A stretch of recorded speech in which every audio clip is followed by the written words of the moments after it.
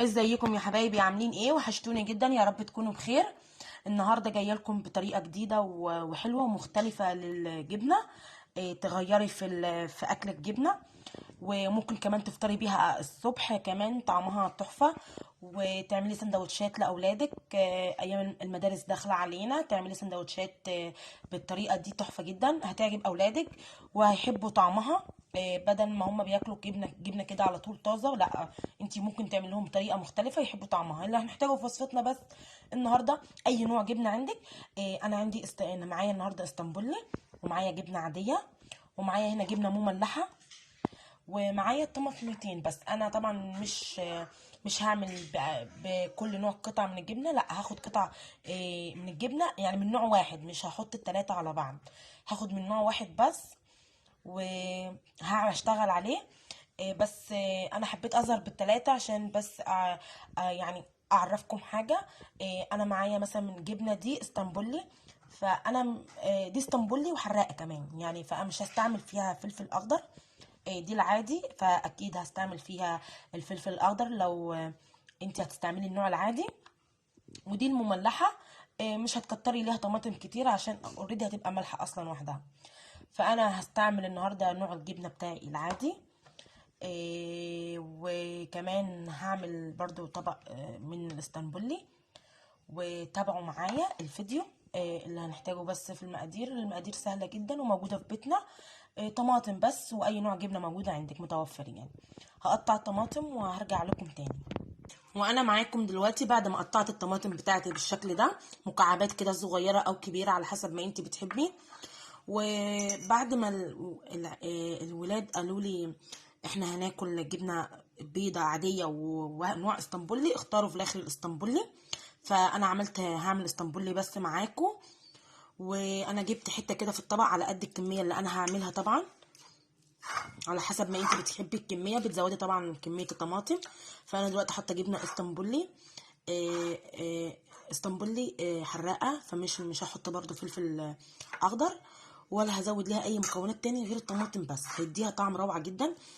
ولو انت حابه تعرفي اسم الجبنه دي، يعني انا الجبنه دي بصراحه اكتشفتها من فترة قريبة، يعني انا ممكن تكون تاني مرة او تالت مرة ان انا استعملها في بيتي. تحفة بتاعم فعلا، يعني طعمها اسطنبولي وحراقة. انا ما لقيتش جبنة زي كده في السوق بصراحة. ف عرفتها وعجبتني جدا، وبقيت اجيبها من السوبر ماركت على طول. فلو انتي حابة تعرفي اسم الجبنة دي، اكتبي لي في الكومنتات وانا هرد عليكي. عشان انا مش هقولها في الفيديو، عشان في ناس بتعتبرها ان انا بعمل اعلان يعني وكده. فانا مش هقول طبعا اسم الجبنه، اللي عايز يعرفه بس يكتب لي في الكومنتات وانا هرد عليه. هتهرسي الجبنه، بتدوسي عليها كده بالشكل ده.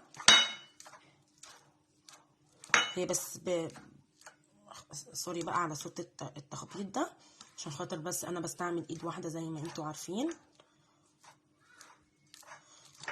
بتهرسي الجبنه بتاعتك كده كويس قوي، لان احنا عايزين لما نحط الطماطم على الجبنه مش عايزين نقلب فيها كتير، عشان الطماطم ما تنزلش كميه الميه وتخلي الجبنه بتاعتك مهي قوي كده، ومش هتخليها حلوه، هتخليها سايله قوي. وكمان في حاجه، الطماطم لما تقطعيها بالطريقه دي يا ريت تكون الطماطم ناشفه، ما تبقاش فيها نسبه ميه كبيره، تبقى ناشفه. وبعد ما تقطعيها كمان هتاخدي منها المكعبات بس، مش هتاخدي الميه بتاعتها، يعني انت هتصفي الميه اللي فيها وهتحطي المكعبات بس. زي ما انتم شايفين الطبق ناشف، ما فيهوش نقطه ميه طماطم يعني. و يعني ههرس الجبنه بتاعتي كويس قوي وهرجع لكم تاني. ودلوقتي انا ظبطت الجبنه بتاعتي وكده انا هبتدي احط الطماطم على الجبنه بتاعتي. زي ما انتم شايفين مفيش ميه خالص، هتصفوها زي ما قلت لكم. وده شكل الجبنه بتاعي بعد ما حطيت الطماطم وقلبتهم كويس قوي ببعض. زي ما انتم شايفين طعمها يعني فوق الروعه بامانه. وانتوا عارفين زي ما قلت لكم قبل كده، اي وصفه بتعجبني او طريقه اكل مختلفه انا مش بستكترها عليكم، وبعمل لها فيديو على طول وبنزلها لكم. وبيبقى تغيير كمان للفطار الصبح. وتنفع كمان للرجيم، انت ممكن تستعمليها للرجيم مع جبنه دايت بتستعمليها. بيبقى تلاقي فيه تغيير ان انت تحبي تفطري الصبح مثلا الفطار ده بدل ما تبقى حاجه ممله ان انت تفطري جبنه على طول كل يوم. بيبقى فيه تغيير، بتغيري باكلك عشان يعني تحبي الاكل، وبالذات الاطفال. لو عيالك في سن 5 6 سنين هيحبوا الاكله دي، لانها هي فعلا روعه فوق الخيال والله. يعني عيالي بيحبوها جدا. وكمان لو معاها خيار وزيتون تحفة. اتمنى تكون الوصفة دي عجبتكم، او طريقة الاكل دي عجبتكم.